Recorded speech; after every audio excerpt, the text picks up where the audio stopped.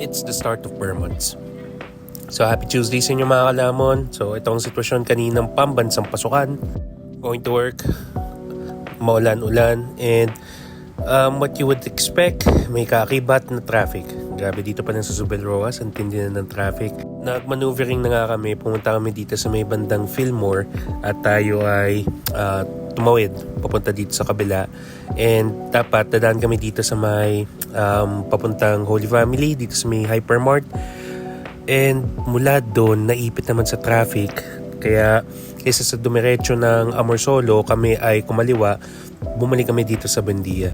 Kung sakali man kayo ay naipit sa traffic, I hope everybody got to work safe, in one piece, and on time. Okay.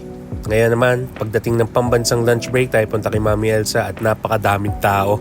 Kasi ang bilis maubos ng mga ulam. Kaya kumuha na lang ako ng dalawa, pumwesta dito sa tabi, sinantok na maliit na kanin, at naglagay ng sabaw.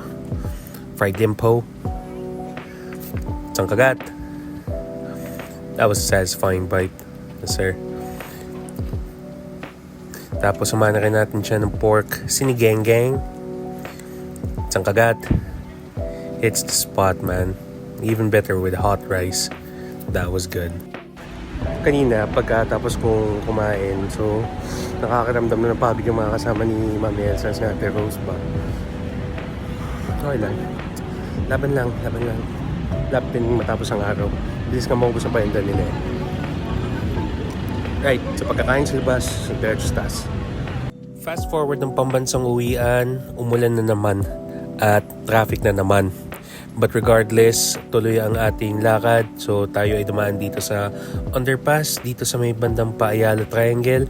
Tayo tumuwid sa kabila, and pag umuulan, dumataan tayo dito sa may Enterprise.